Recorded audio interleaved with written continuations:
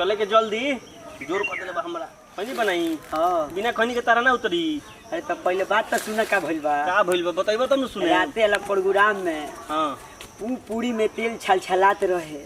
अच्छा कि पेट गड़बड़ा गेल बा खैनिया बना के देबो त बढ़िया मैदान में उतरी नु। तू अमन भाई मिल के खलखला के खा ले लो। तोरो लोग के तो सबुरे ना होला हैं। अरे त तू तो बनावो तनी बना दो अमन भैया खैनी बना दो। बाकी तू ना बनिबो बनावत नहीं खैनी खइबा के गांव जोतबो ना गांव ना जेते हम। बनाओ जल्दी हो अमन भैया। अरे मर्दा तू लोग का बीच में बोला तो हमरा जोर से लागल बा तो खैनिया दो बिना खैनी के इनकरा ना उतरे। ओह नो का ना उतरेला यही कहले हटपति हर गन ना एक जगह कर ना। यहाँ देखो तारे कि पेट खराब हो गइल बा काहे के दबा देलो। तारा प्रोग्राम का करे तो तारा चिंता ना रहे के कमे खाई। ते चेला कैसन अपने से ना बनइबो दूसरा के कह देते रहो। हमर मैदान के हाथ में तो केन क दी। धर खा जल्दी लेके चलो। ये बढ़िया से ना मलाई हनु खा ना जल्दी चपराइठा चले एक बार फेरे हेबरा यही जे 5 बजा देलो तू तो। चलो चलो उठावा अपन चलो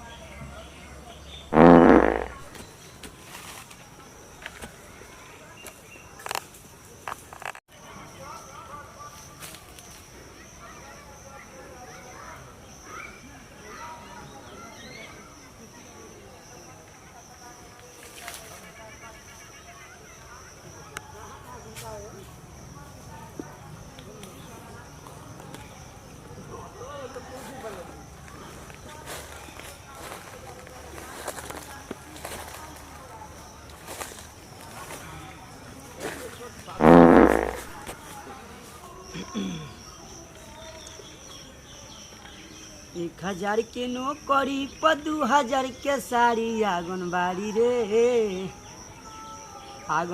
रे दिहली सघारावा बिगाड़ी। आंगनबाड़ी रे दिहली सघारावा बिगाड़ी। बोरा के बोरा खातो बाड़ी चॉकलेट हो देह गदराइल जाता चिकन भइल पेट हो। आगा नाई रहता दुआरा आंगनबाड़ी रे दिहली सघारावा बिगाड़ी। आंगनबाड़ी रे दिहली सगौआ बिगाड़ी। भाई लो रात वाला प्रोग्राम में तो इतना ना गजन भयल पूछी लो मत भैया।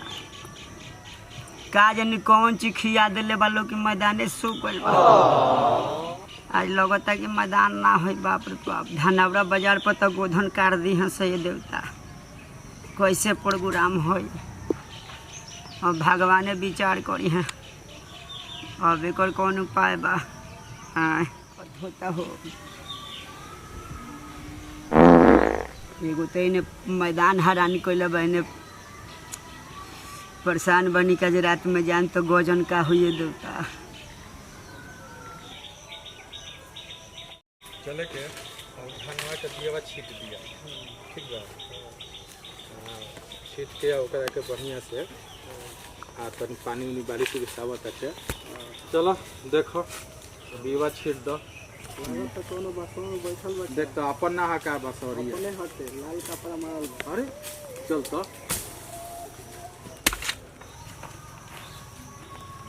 करता रही हैं भैया बड़ा कस के मैदान लागल। बस के मैदान तो है जी जगह चिकना में होगा तू हैं।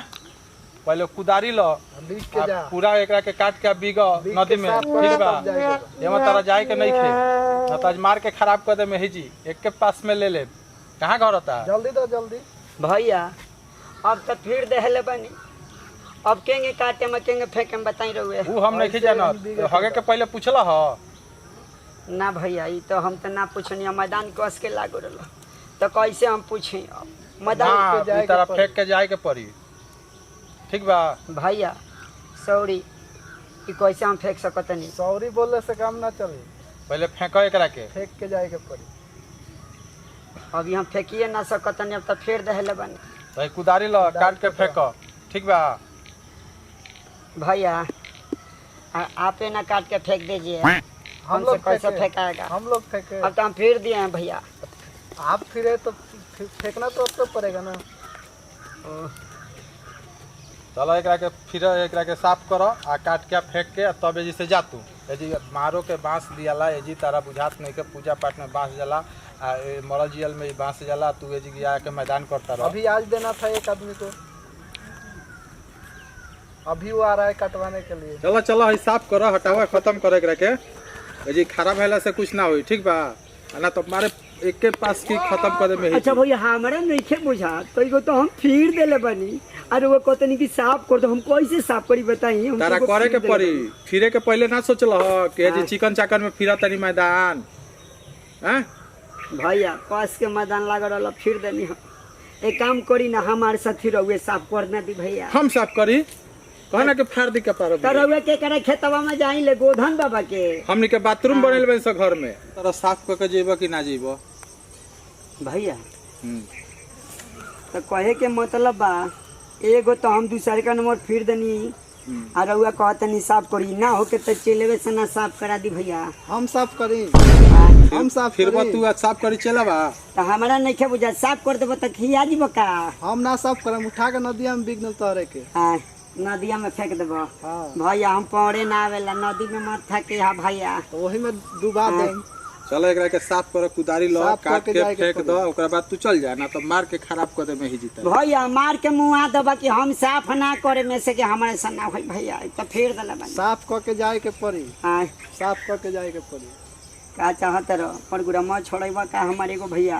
हमारे घर में शौचालय बनल बा, तो हमनी के शौचालय में जानी सन। आ एजिगिया तू आके गंदा करता रह, ई ठीक काम करता रह, बीमारी फैलावता रह। भैया अपना खाएंगे, दूसरे के खेत में ले जाके धोरेंगे। अब तो हक देले बनी भैया। कहला से कुछ नहीं, तारा कह के जाए के पड़ी, ना तक आज बुझ जाके खराब कर दे समाज भैया के। सॉरी। साफ करके जाए के पड़ी। ठीक बा, साफ करो एकरा के तब निकलो। तो खा के फिर देले बनी तो नीचे चल गोला, पैसे उठे। जल्द उठा के फेंका, ना तो अब फाड़ दे में एकदम भैया, से फाड़ sorry। दे। हां तारा तो काज कहीं तारा के देह भैया। पर गबा बुद्धि रखे तारा। भैया ये तो विधि के विधान है, अपना खाइए दूसरे में जाके गिराइए। ज्ञान बटबा हमरा के कि साफ करबा तू? अरे बाप हैं? रे, ज्ञान बटबा कि साफ करबा? चलो साफ करो एकरा के, हटावा। का भइल भैया? का काबल भैया का भइल? और देखो ना मर्द हेजी आके हक देले बा, जे साफ सुथरा जगह में आके हक देले बा। ए भैया अब जाए दिए तो हक देले बरे। हक देले बा तो का करी? तो तू ही साफ कर दो अब साफ करे के तो नहीं खींची ना। ना। ए मन में बताओ ना मर्द होने का चल गिलो? अरे इहे भैया खेसारी हवन। खेसारी? हाँ कौन खेसारी? अरे सारी नहीं खींची ना। ये खेसारी के तब चिन्हत नहीं। अरे तुम इहे के नु हई मालिक। ये खेसारी है भैया। के खेसारी? हाँ ये खेसारी है। अच्छा ठीक बा, जब हक देन तब का करे, चली छोड़ी जाए दी। ठीक बा, जाए दी। लेकिन ऐसा गलती मत करे। चली चली।